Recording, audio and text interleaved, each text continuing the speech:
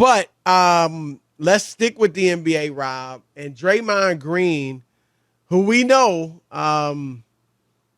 had a wild preseason when he darn near sucker punched his teammate Jordan Poole. The Warriors had no issues with that yesterday. Poole played fine. Didn't shoot particularly well, but look good. He's a baller.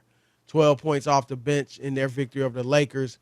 And Draymond only played about 25 minutes as they kind of get these young boys a lot of minutes when they can. But, he was fine. And you saw no issues really last night in the ring ceremony or whatever. There was even a play where Draymond set a screen for Poole and, people were highlighting that. So they seem to be fine. But, Rob, Draymond is putting out or has put out a documentary, a brief one, a 21-minute documentary. 21 minutes, yeah.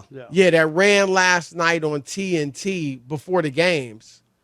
And, of course, right, the documentary, now, obviously, he had the deal before he got in the fight or he hit Jordan. It wasn't a fight before he hit Jordan Poole.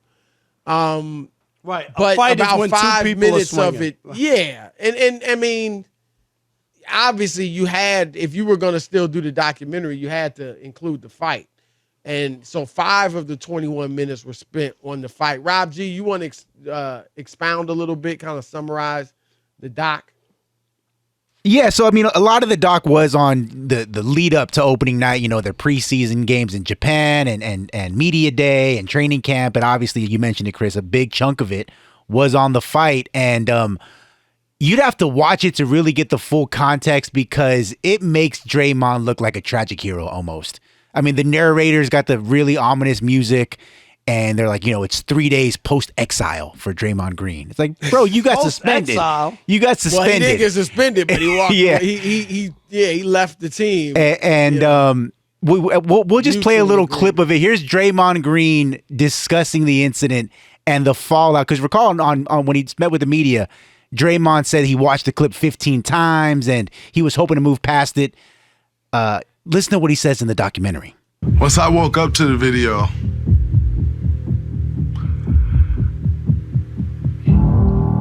I don't know if the dynamic necessarily changes or not because you never really know people's opinions right away. So you get at a time, you give it some time to allow people to throw their opinion out, which quite frankly, I don't care about people's opinion. And to be totally honest with you, I never really knew how much it blew up because I don't spend much time searching Instagram or looking through comments. I don't spend much time. I don't really read many tweets at all. And so I was just at home chilling with my children. If you want me to be honest with you, I still don't know how much the world may think it blew up.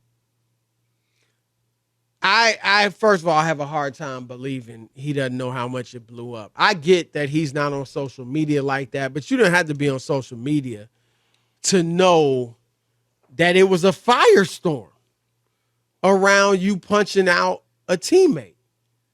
And so that's hard for me to believe. But Rob, look, I picked Golden State to win the championship. So obviously I think they'll be able to move past this. I think they have to a large degree. But I do have a problem though with Draymond doing this. And I get, like I said, he had already made the deal to do it before he hit Jordan Poole.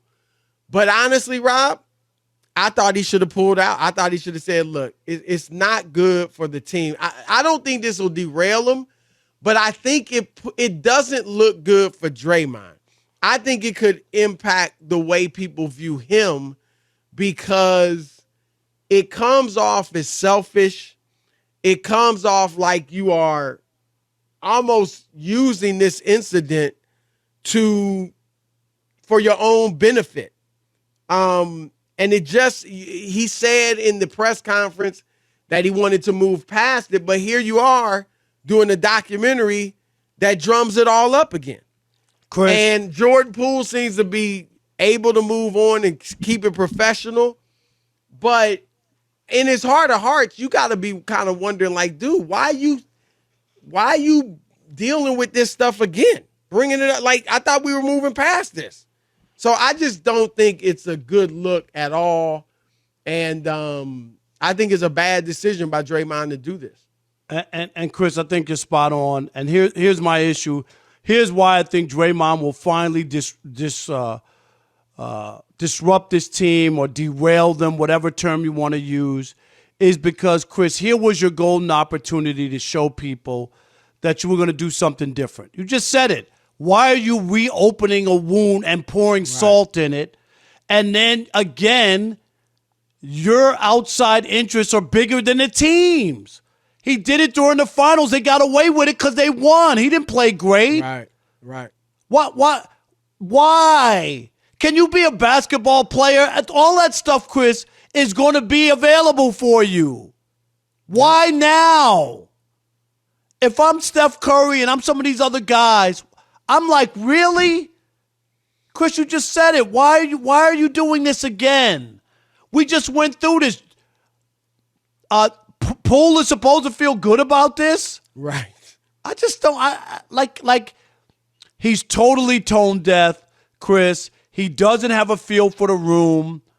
I don't know. Draymond. Well, I think Rob, is like he said. He doesn't care what other people think. Nobody. He doesn't care apparently what anybody thinks. Right. And look, I brought it up. It may have even been yesterday. Well, it was on TV, but you know the cliche, your greatest strength is often your greatest weakness. And that's a good strength to have when you don't really care about what other people think. You're not obsessed with other people's thoughts about you, and it doesn't hinder you or anything.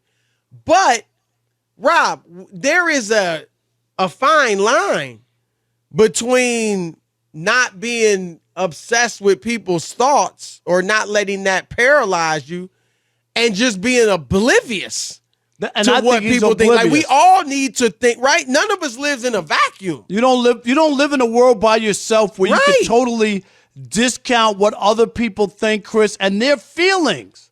Right. It's a team. You know what? You're not playing tennis. It's a team.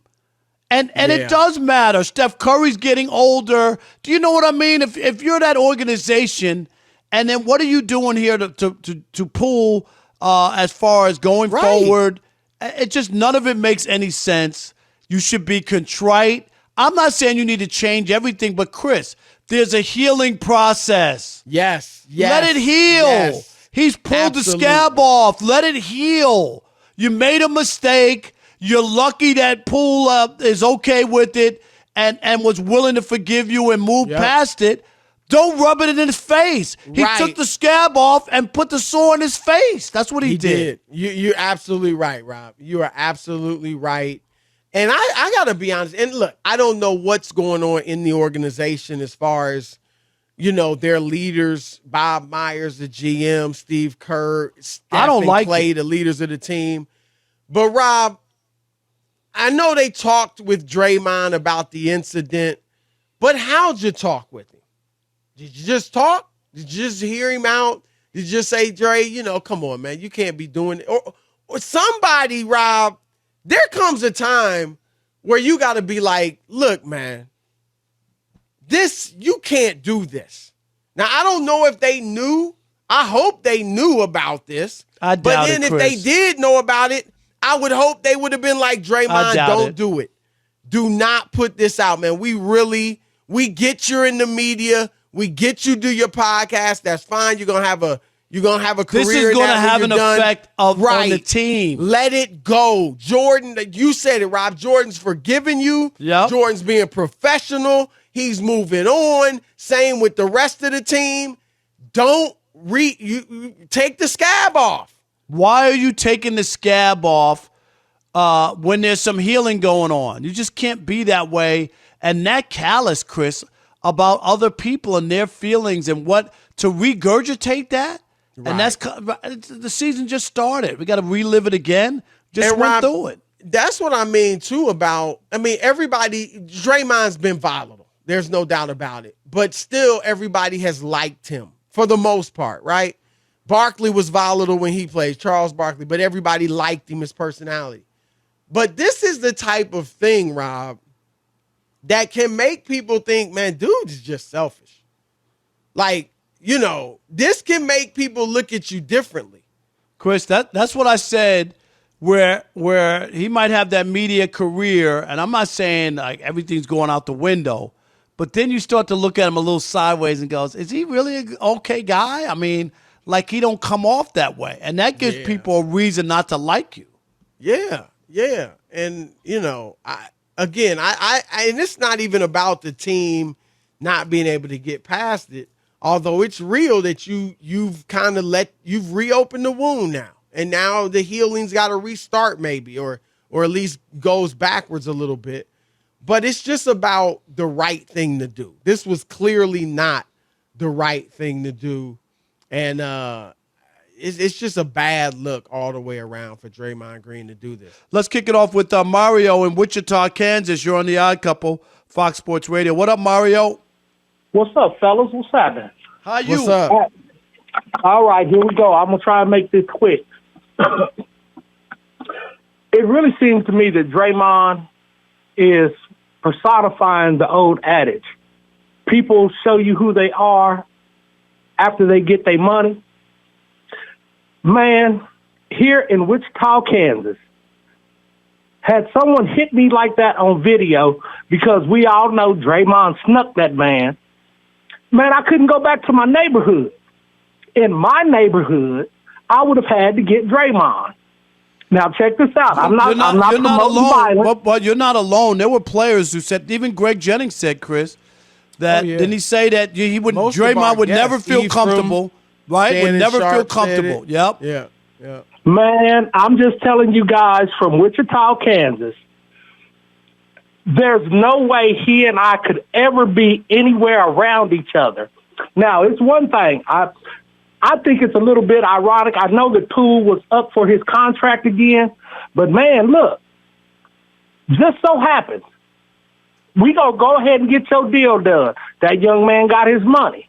I don't know a lot about him. I don't know where he's from and some more, but it's enough money to where him and his family are straight. So Poole is like, cool, I'm gonna take this money. But I promise you, he got some fellas that's around him and some more. Just to the fact that we understand you can't, but man, I'm going to get that cat. And Poole is sitting around talking about, no, y'all, no. But I promise you, I think Poole's got to be professional. Right.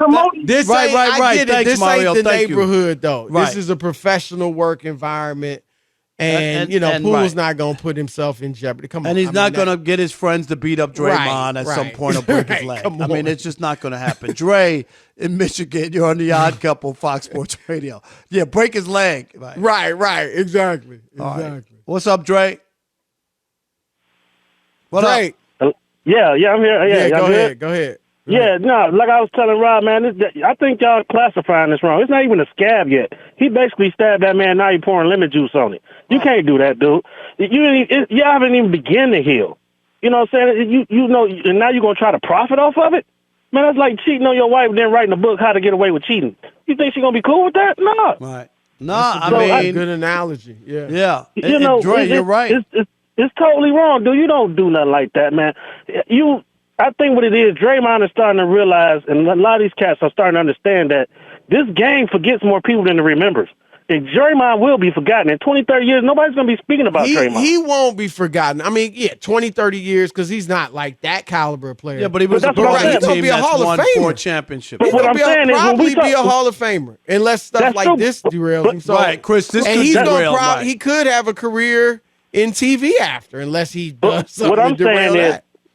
What I'm trying to say is, dude, when we talk about the Lakers, we talk about Magic and Kareem. People rarely mention James Worthy anymore. We remember how great he was, but in today's media, they don't talk about James Worthy like they talk about some other cats.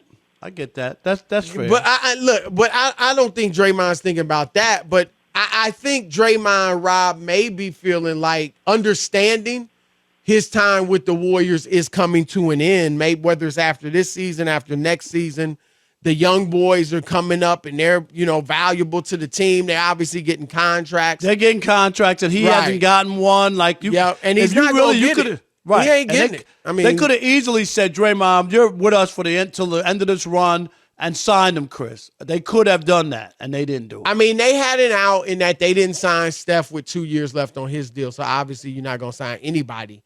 But Draymond's not playing well enough. His age, it's just there's no way he's getting that deal. And he may understand that. But, Rob, he's made a ton of money.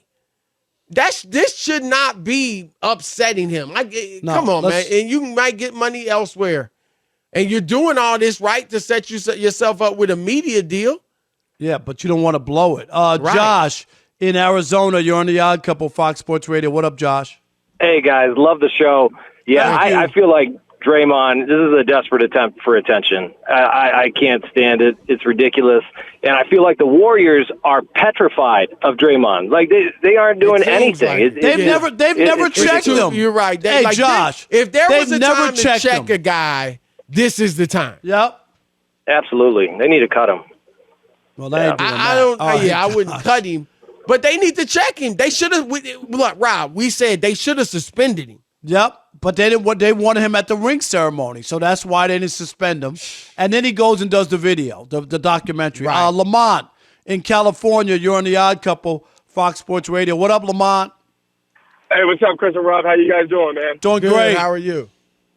I'm doing well, man. I just wanted to say, man, I think it was real corny of Draymond. I didn't know. I wasn't aware of the fact that he had a documentary coming out when all this happened. But the fact now that it's come out that he's got a documentary really makes it seem like that he punched Jordan Poole on purpose. You know what I mean? To kind of get his Jordan-esque moment, how Jordan punched Steve Kerr in the Last Dance. You know what I mean? Just to give up. Yeah, I don't think so. But Rob, when you do stuff like this, you do open up to yourself up to that type of speculation. I don't think he did it for the documentary, but didn't like have one coming out and all that, right? Yeah. And I shouldn't say I think he did it for the documentary. I think it definitely was in the back of his head, like, oh, this will be a good what am I trying to say? See, it'd be a good scene for the documentary. Yeah. I mean, people will watch it. Right.